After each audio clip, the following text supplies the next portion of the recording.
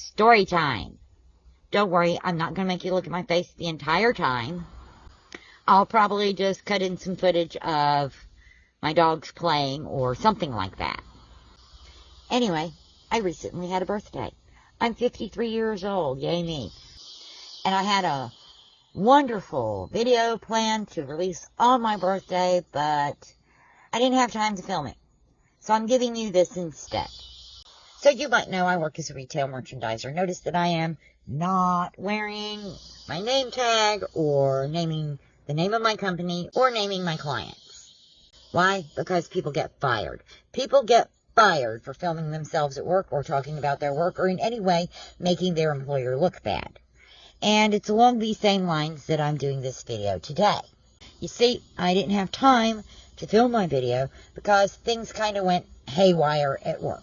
I'm supposed to visit 4 stores a week. 2 of them have major projects that need to be done, and 2 of them not so much.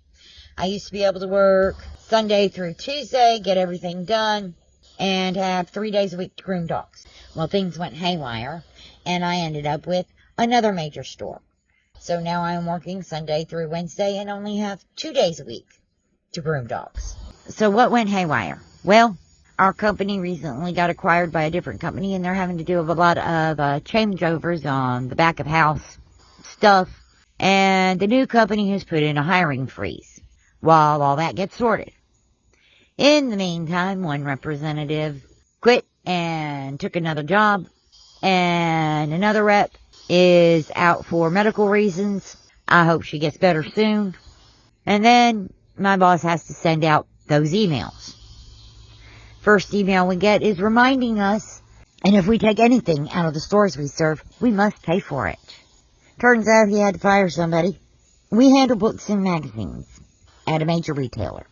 And with the magazines, once they expire and you put new magazines out, we are supposed to dispose of those on site. And with the books, well, some of the books, when they reach the end of their shelf life, we pack them up and they get sent back to the publisher.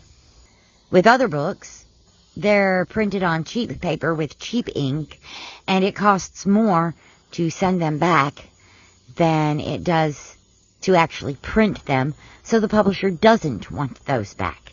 Instead, we have to strip the covers off, the cover that contains the barcode, and send those back. The rest of the book is disposed of on site. In some stores, they are recycled, and in other stores, they just go straight into the dumpster.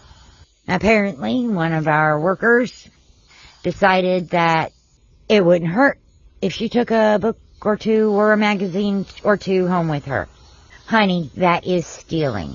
She got fired for stealing.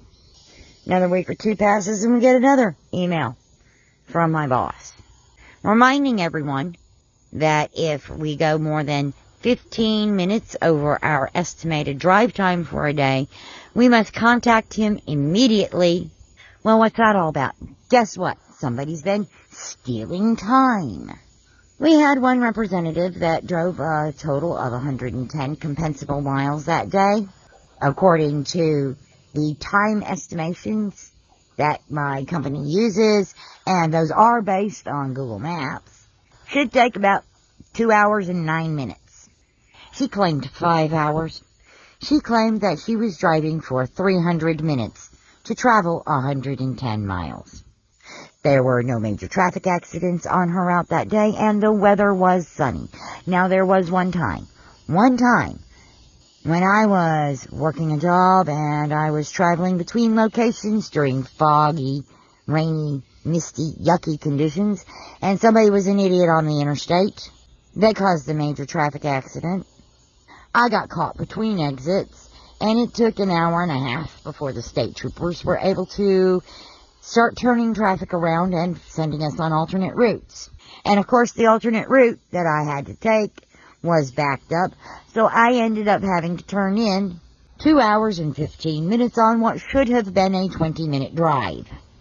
But I documented it. I got out of my car. I took a short video showing that all the cars around me were stopped dead still. And I sent that to my supervisor. And then I saw a news chopper flying overhead. I took a short video of that, sent it to my supervisor, and my supervisor was able to go to that station's website and see where they were reporting on this major wreck. I had documentation to support that extra time that day.